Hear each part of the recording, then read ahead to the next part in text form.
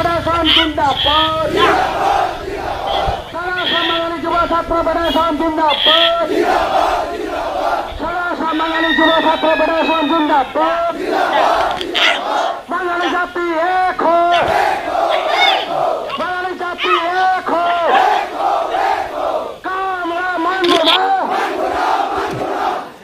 Writ পাতা বন্ধ করো বাঙালির উপর অত্যাচার বন্ধ করো বাঙালির উপর অত্যাচার বন্ধ করো কার্বিআংলং বাঙালি যুব ছাত্র ফেডারেশন আগে বড় আগে বড় কার্বিআংলং বাঙালি যুব ছাত্র ফেডারেশন আগে বড় আগে বড় আগে বড় কার্বিআংলং বাঙালি যুব ছাত্র ফেডারেশন জিন্দাবাদ কার্বিআংলং বাঙালি যুব ছাত্র ফেডারেশন জিন্দাবাদ কার্বিআংলং বাঙালি যুব ছাত্র ফেডারেশন জিন্দাবাদ কার্বিআংলং বাঙালি যুব ছাত্র ফেডারেশন জিন্দাবাদ কার্বিআংলং বাঙালি যুব ছাত্র ফেডারেশন জিন্দাবাদ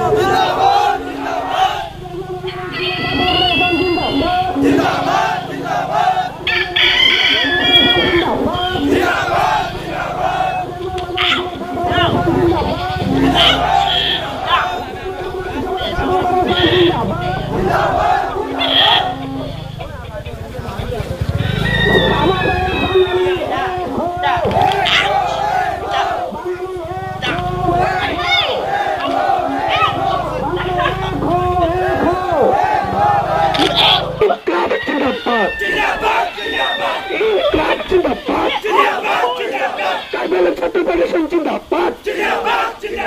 বাঙালি এক বাঙালি এক জিন্দাবাদ বিজেপি কপেক বিজেপি কপেক আমাৰ কাৰ্বিআংলঙত কেইবাদিনৰ পৰা কাৰ্বিআংলঙৰ যিটো নন ট্ৰাইবেলৰ ওপৰত যিটো অত্যাচাৰ চলি আছে ইয়াৰ বিষয়ে আমি তুলৰাম ডাঙৰীয়া মহোদয়ক অনুৰোধ কৰোঁ যে নন ট্ৰাইবেলৰ ওপৰত অত্যাচাৰ বন্ধ কৰিব লাগে আৰু আপুনি কেইবাদিনৰ পৰা পাই আছে আমাৰ নন ট্ৰাইবেল মানুহৰ ঘৰে ঘৰে গৈ যিটো অত্যাচাৰ চলাই আছে তেওঁলোকক কোনে অধিকাৰ দিছে অত্যাচাৰ চলাবলৈ এইটো আমাৰ হেমন্ত বিশ্ব শৰ্মা ডাঙৰীয়া ষ্টেটৰ পৰা তেওঁ চেণ্ট্ৰেল ষ্টেটৰ পৰা তেওঁ চকু দিব লাগে যিটো আমাৰ নন ট্ৰাইবেল মানুহৰ হাৰাশাস্তি হৈছে ৰাতি শুব নোৱাৰা হৈ গ'ল তেওঁলোকে যেনেকৈ অত্যাচাৰ নিৰ্যাতিত মানুহক কৰি আছে তেওঁলোকে ফিল্মৰ দৰে আহে ফিল্ম ষ্টাইলত আহে 15জন 100জন মানুহ আহে আহি কিনি যিটো অত্যাচাৰ কৰি আছে মানুহে আতংকিত হৈ আছে আমি কাৰ্বিআংলঙত কেনেকৈ জীয়াই থাকিম কিয়নো তেওঁলোকে কৈছে 51ত যিটো কৈ আছে 1951ত আমাৰ কাৰ্বিআংলঙত 19,000 বঙালী আছিলে য'ত নেকি আমাৰ উত্তৰ বৰবীৰ ৰংপুৰ চামগুৰি তাৰপিছত হাওৰাঘাট বোকাজানত গোটেই মিলাই আমাৰ 19,000 বঙালী আছিলে আৰু তেওঁলোকে কাৰ্বিআংলঙত ঘটন কেতিয়া হৈছিলে যিহেতুকে আমি জানো যে বিটিআৰটি যেতিয়া 2003 যেতিয়া বিটিআৰটি ঘটন হৈছিলে 2003 আগত যিমান নন ট্ৰাইবেল মানুহ আছিলে তেওঁলোকে সমান অধিকাৰ পাইছে তেতিয়াহ'লে আমাৰ কাৰ্বিআংলং অট'নমাছ কাউন্সিল ঘটন হোৱাৰ সময়ত যিমান মানুহ আছিলে তেওঁলোকে সমান অধিকাৰ কিয় নাপাব তাত বিটিআৰটিত যিখিনি সুবিধা পায় আমি ইয়াত কিয় নাপাম সেইখনো ছেক্সুৱেল এইখনো ছেক্সুৱেল ইয়াত এছটি ৰিজাৰ্ভেশ্যন 100% কৰিব বিচাৰিছে তেওঁলোকে অপেন বিটিআৰটিত আছে যে নন ট্ৰাইবেল ছিট আছে আমাৰ ইয়াত ছিট কেপাচিটি নন ট্ৰাইবেল হ'ব লাগিব এছচি আৰু এছটি ইকুৱেল ৰাইট বুলি কয় তো ইয়াত এছচি আৰু এছটি ইকুৱেল ৰাইট পাব লাগিব আমাৰ যদি চৰকাৰে 2026 আগত মানি লয় আমাৰ বঙালী যিমান ছাত্ৰ ফেডাৰেশ্যন বঙালী সমাজৰ যিমান আমাৰ বঙালী মানুহ আছে আমি বিজেপিৰ পৰা আমি বয়কট কৰিম বিজেপি বয়কট কৰিম যদি আমাৰ বঙালী সমস্যা সমাধান নকৰে আমাৰ চিএম মহোদয়ক আমি এইটোৱে জনাওঁ যে তেওঁ মুখেৰে চালেৰে ক'বলৈ নহ'ব কালি শুনা পাইছে আপোনালোকে 71 আগত যিটো কৈছে ডিপুটাৰ সমস্যা ডিপুটাৰবিলাক চব আঁতৰি যাব তেনেকৈ নহয় তেওঁ কেবিনেট পাছ কৰক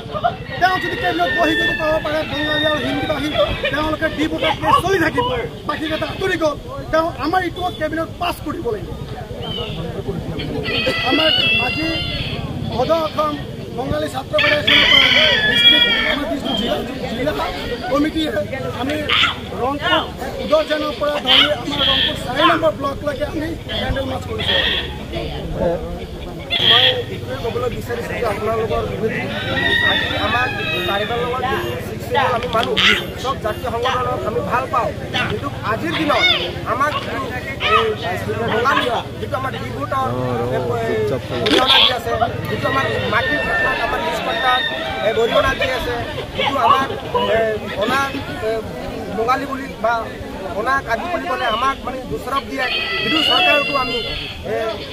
2026 ইলেকশ্যনৰ আগত আমি জুকিয়াই দিছোঁ যে আপোনালোকে কিবা এটা কৰক, নহ'লে আমি ইয়াৰ পৰা আজি যিটো আমি শান্তিপূৰ্ণভাৱে যিটো আমি কেন্দ্ৰ যাত্ৰা কৰিছোঁ সেইটো আমি শান্তিপূৰ্ণ কৰিছোঁ অনাগতত, নহ'লে আমাৰ দাবীটো নামানে কিন্তু আমি ইয়াৰ পৰাও আৰু বৃহত্তৰ আন্দোলন কৰিবলৈ সাজু আছোঁ। আমি কাৰ্বি আংলং ডিষ্ট্ৰিক্ট কমিটি হৈ পেলাই মই কৈ আছোঁ, গোটেই আমাৰ বাঙালী ভাই বন্ধুসকল আৰু সকলো আমাৰ জাতিৰ ভাই বন্ধুসকলৰ মিলি আমি আজি পদক্ষেপ কৰিছোঁ, যাক আমি এটা আজি উদাহৰণে দিছোঁ। কিন্তু অনাগত দিনত যদি আমাৰ দাবী নামানে কিন্তু আমি ইয়াৰ পৰা আজি কি দেখিছে আপোনালোকে ইয়াৰ পৰা আমি ডাঙৰ পদক্ষেপ লওঁ, এইটো আপোনালোকক মাজতে আজি আমি ক'ব বিচাৰিছোঁ। আৰু মই CM ছাৰক তুলিৰাম ছাৰক এটা কথা ক'বলৈ আপোনালোক কৈ আছোঁ যে আপুনি আমাক ক্লিয়াৰ কৰক যে আমাক লিষ্ট পাত্তাটো ঠিক আছে, আপোনাক কৈছে পেইণ্টিং মিষ্টেক হৈছে, কিন্তু কেনেকুৱা পেইণ্টিং মিষ্টেক হৈছে এইটো আপোনালোকে আমাক ভালকৈ বুজাই দিব লাগিব, নহ'লে আৰু এটা ক্লিয়াৰ কৰক যেটো NRC আমাৰ গোটেই অসমত 71 কিন্তু আমাৰ কাৰ্বি আংলং কৈ আছে 51, এইটো কাৰণ কি? ৰাজনীতি ষড়যন্ত্ৰ নেকি আপোনালোকৰ আমাক দিবা? কাৰণ আমাৰ যেতিয়া ইলেকশ্যন আহে আপোনালোকে আমাক ললিপপ দিয়ে, আপোনালোকে আমাক ভোটৰ নিচিনা ইউজ কৰে, কাৰণ কি? আমি সেইটো অৰিহণা দিছোঁ, আগৰ বঙালী নাই, এতিয়া আমাৰ বঙালী চব এক হৈছে। আপোনালোকে আজি দেখিছে কিমান শ মানুহ আমাৰ ইউথকেইটা ওলাইছে, অনাগত আমি ইউথ নহওঁ, গোটেই আমাৰ বঙালী ভাই বন্ধুসকল মিলি বৃহত্তৰভাৱে আমি আন্দোলন কৰিবলৈ আমি সাজু হৈছোঁ। নামানো সেইটো কাৰণে চৰকাৰক আমি অৰিহণা দিছোঁ আৰু অনাগত দিনত আমি আৰু বৃহত্তৰভাৱে আমি আন্দোলন কৰিবলৈ সাজু হৈছোঁ। যিমান আমাৰ সংগঠন আছে সব এক হৈ আমি আন্দোলন কৰিম। আমাৰ দাবী হ'ল আমাক যেটো CM ছাৰে কৈছে 51 না 71 আপুনি এইটো ক্লিয়াৰ কৰক আমাক। যদি 51 কৈছে এইটো আমি আৰু ডাঙৰকৈ আমি লিখাল, কাৰণ আপোনালোকে জানে বাঙালী জাতিটো আমাক ভাৰত স্বাধীন কৰা জাতি হয়, গোটেই বঙালী মানুহ, গোটেই ৱৰ্ল্ডত বঙালী মানুহ আছে, গোটেই ভাৰতবৰ্ষত বঙালী আছে, অসমত বঙালী আছে, কাৰ্বি আংলং জিলাত বঙালী আছে। আমিতো আগৰ পৰা আছোঁ ভাই, আমিতো নতুনকৈ অহা নাই ইয়াত, কিয় আমাক হাৰাশাস্তি দি আছে? তো মই এইটোৱে প্ৰশ্ন কৰি আছোঁ যে আপোনালোকে লিষ্ট পত্ৰটো ক্লিয়াৰ কৰক আৰু কাৰ্বি আংলঙত আমাক এনেকুৱা ফুটবল নিচিনা আমি দেখিব, আমাক ভালকৈ আপোনালোকে এইটো তদন্ত কৰি দিয়ক, সেইটোৱে আমি চৰকাৰক প্ৰশ্ন দিছোঁ, নহ'লে 26ৰ ইলেকশ্যন কিন্তু বহুত ভয়ানক হ'ব, এইটো আমি সাজু আছোঁ।